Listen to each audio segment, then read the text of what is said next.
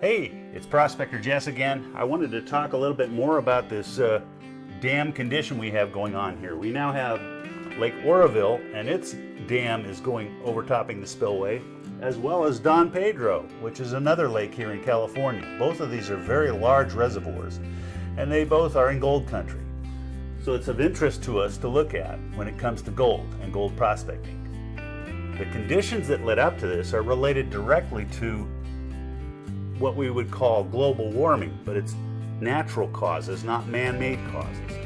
That is, the solar influx has changed due to sunspot activities in the recent years. This is a very important thing because it dwarfs anything man would ever do. And it gives rise to these atmospheric rivers that we've heard so much about in recent times. These rivers can deliver huge amounts of water, tens of inches in an overnight period, that when they go into one of these reservoirs can cause them to overtop in a matter of days. So it's an important thing to recognize. The thing I wanted to talk about right now is erosion and how erosion takes place and drives gold downstream. I'm going to talk specifically about the case of Don Pedro because it's something of interest related to earth, wind, as in these atmospheric conditions, and fire. So earth, wind, and fire. Let's take a look. Oroville and Don Pedro Dams Overflow, 2017 edition. So this is Prospector Jess. I'm picking up what we talked about, how massive atmospheric rivers impact gold. Remember the pictures we looked at last week? These are Oroville Dam going over the emergency spillway, which is another word for disaster in action. Notice the way it's cutting a massive chunk of bedrock out right here, and it's already cut the roadbed and well below it. When all this cleared out, there's like 100-foot hole right in this area, and behind us is another 30 to 40 feet above that goes up to the top of the spillway. So this water's moving down pretty fast. Notice how red and muddy it is, and if you look carefully, you'd notice it's just a big stream of gravel. It's not really water. Another view, after it cleared out, you can see this scoured all the way to bedrock down the side of the mountain. Notice the beautiful striations of what looks like serpentine formations, kind of greenstone.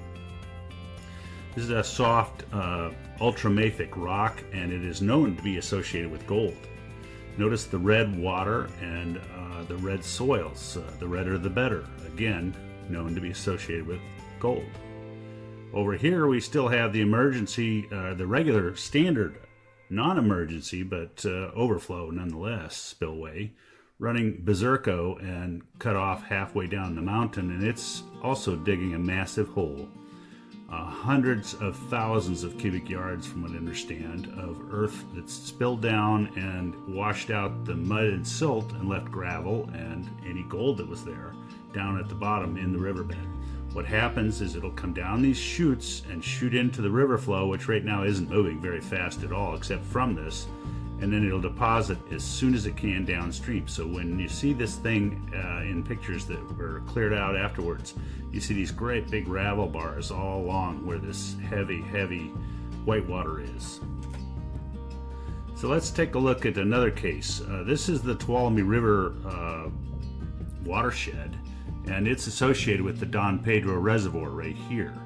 Now Don Pedro has just now started going over its spillway. It had done the same thing 20 years ago in 1997. So if you look carefully, you'll see this is a huge amount of acreage feeding that one dam. Now I want to show you something special though, because we talked about earth, wind, and fire. Well, this represents kind of the earth region for which the water will flow.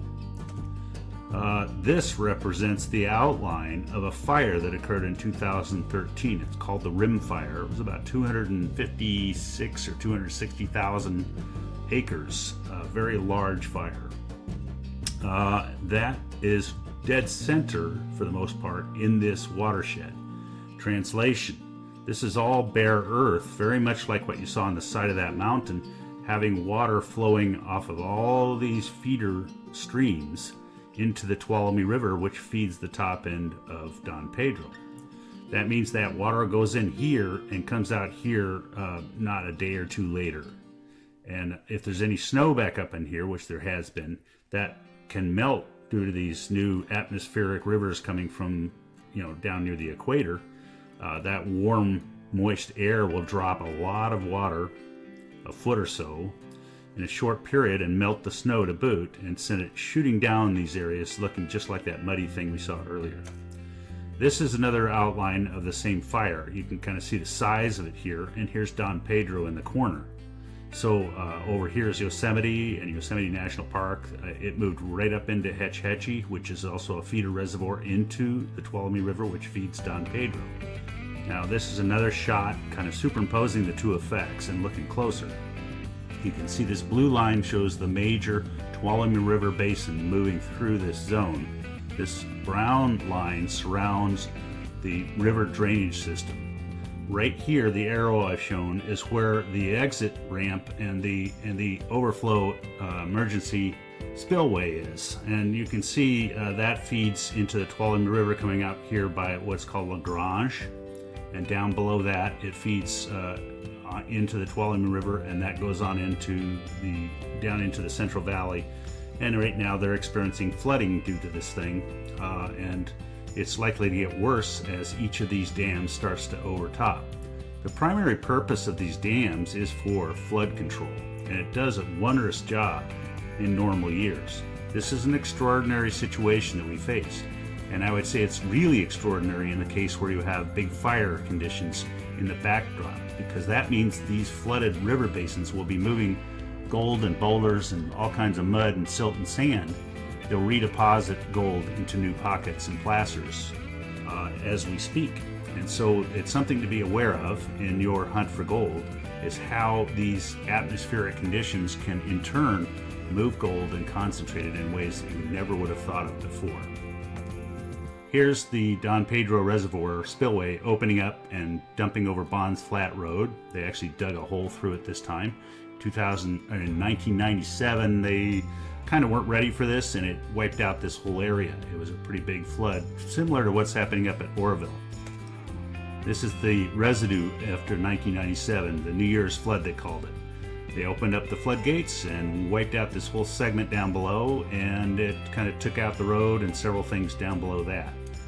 It was a bit of a surprise to them, so this time they're a little more prepared, but don't be surprised if there's more of this kind of damage. This is really what these systems are designed for. The problem is they need a higher lip, they need more capacity, and they need a little less politics controlling the actual levels. Because what happens when you start manipulating the levels, you guess it wrong and you'll get a condition like one of these solar flares, and next thing you know, you've got to have extra room and you don't have it. Or you don't have enough room because you've already dumped all your water downstream because of feeding the fish. It just doesn't play to play God.